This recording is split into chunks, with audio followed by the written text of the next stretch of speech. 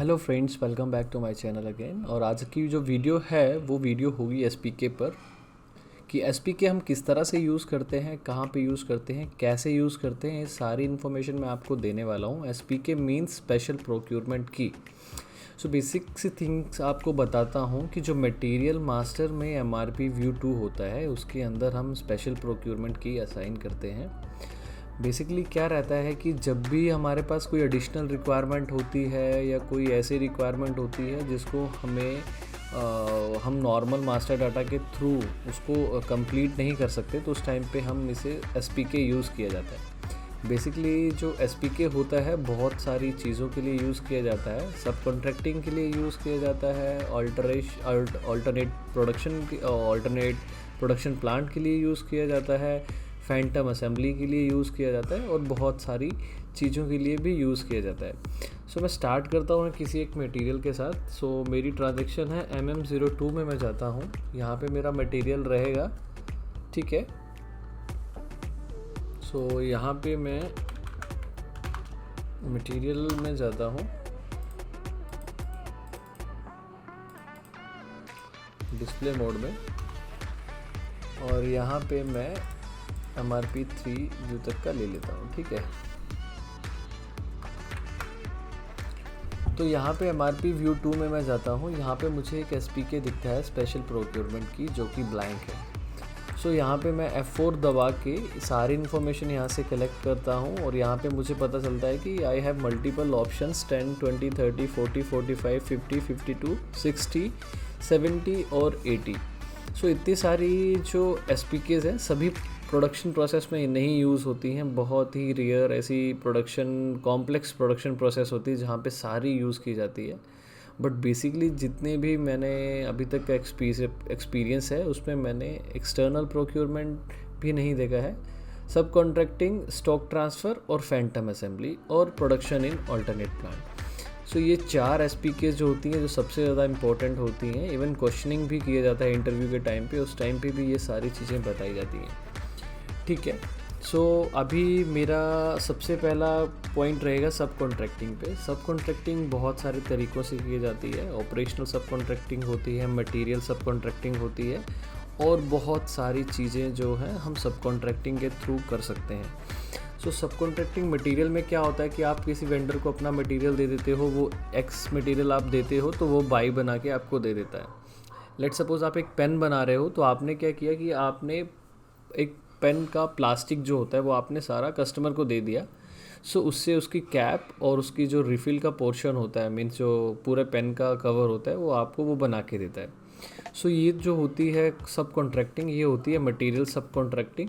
और जो ऑपरेशनल सब कॉन्ट्रैक्टिंग होती है उसमें क्या होता है कि जब भी आपका एक मटेरियल, लेट सपोज़ मैं पेन का ही एग्जांपल लेता हूँ। पेन मैं बना रहा हूँ, मैंने पेन सारा बना लिया, बस अभी मुझे उसमें स्टैंप लगानी है अपनी कंपनी की, जो सब कंपनी का साइन लगाना है वहाँ पे, या फिर जो भी XYZ रिक्वायरमेंट हो सकती है वो मुझे किसी और वेंडर के थ्रू करवाना है, या फिर मेरे पास कोई ऐसी ऑपरेशनल कोई इक्विपमेंट नहीं है जिससे मैं ये सारी चीज़ें कर पाऊँ। सो मैं क्या करता हूँ कि मैं एक वेंडर के पास देता हूँ और वो मेरा एक ऑपरेशन कर देता है कि मुझे इस पर स्टैंप लगानी है, वो स्टैंप लगा के मुझे वापस दे देता है। बस इतना सा काम करता है।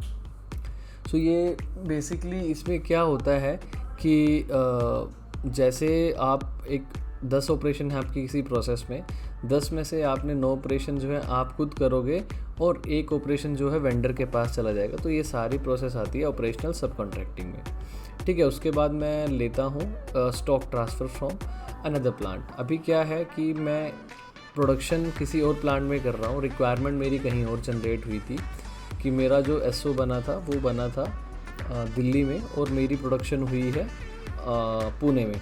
सो मैं जैसे वहाँ पे SO रेस करूँगा तो मेरा रिक्वायरमेंट जो है इनडायरेक्ट रिक्वायरमेंट मेरे दूसरे प्लांट में चला जाएगा। तो वहाँ पे वो एक STO बन जाएगा और वहाँ से उस मटेरियल को ट्रांसपोर्ट करके मेरे को दिल्ली लेकर आएंगे और दिल्ली से उसकी डिलीवरी की जाएगी। सो ये आता है स्टॉक ट्रांसफ़र में। उसके बाद आता है फैंटम असेंबली। फैंटम असेंबली के बारे में आपको ऑलरेडी मैंने एक वीडियो बनाकर रखी हुई है, आप उसको जाकर देख सकते हो। Phantom assembly is just like a fake assembly, ठीक है। फैंटम असेंबली का जो मटेरियल होता है आप उसकी कभी भी प्रोसेस में नहीं यूज़ किया जाता है, ठीक है। वो जस्ट एक दिखावे के लिए आपको दिखाया जाता है, बट इन शॉर्ट उसके अंदर कुछ भी नहीं होता है, ठीक है। जो उसके कंपोनेंट्स होते हैं सारी प्रोसेस उन्हीं की होती है, मेन मटेरियल की कोई प्रोसेस नहीं होती है। उसके बाद आता है production in alternative plant. Let's suppose मेरे पास 2 प्लांट हैं, दोनों में सेम कंपोनेंट्स बनते हैं, पर मुझे क्या लगता है समटाइम कि ये भी मेरी रिक्वायरमेंट, देखो ये रिक्वायरमेंट होती है based on customer to customer. कभी क्या होता है कि मेरे 2 प्लांट हैं, मैं इस प्लांट में भी बना लेता हूँ, दूसरे प्लांट में भी बना लेता हूँ।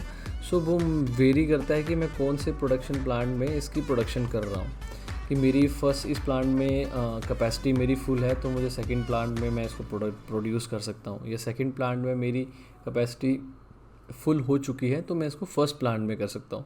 तो ये सारी चीज़ें रहती हैं ऑल्टरनेटिव प्लांट में, ठीक है। ये 4 SPKs इतनी इंपॉर्टेंट है कि कभी भी किसी भी इंटरव्यू में क्वेश्चन भी पूछा जाता है ये, ठीक है। और इसका इम्पोर्टेंस जो नेक्स्ट वीडियो मेरी आने वाली है मैं उसके थोड़ा इनके बारे में और detail interview means detail information आपको दूंगा। सो फ़िलहाल के लिए ये वीडियो काफ़ी है इतनी ही इन्फॉर्मेशन के साथ। सो मैं चाहता हूँ कि आप इस चैनल को सब्सक्राइब करें, वीडियो को लाइक करें, शेयर करें, अपने दोस्तों को भेजें ताकि उनका भी SAP में नॉलेज इंक्रीज़ हो, प्लस उनका भी स्कोप SAP में बढ़े, ठीक है। मैं नेक्स्ट वीडियोस कुछ ऐसी बनाने वाला हूँ कि जितने भी MRP व्यूज़ हैं, MRP 1 2 3 4, एक व्यू की एक वीडियो बनने वाली है। तो जो भी वीडियो रहेगी MRP के जैसे 5 व्यूज़ हैं तो 5 व्यू में से 5 के 5 व्यू मैं अलग अलग वीडियो में डिस्क्राइब करूँगा आपको। सो ये सारी इन्फॉर्मेशन आपको स्टेप बाय स्टेप दी जाएगी। फ़िलहाल के लिए thank you so much. Video अच्छी लगी होगी तो लाइक करिए, कमेंट करिए और शेयर करिए। Thank you everyone.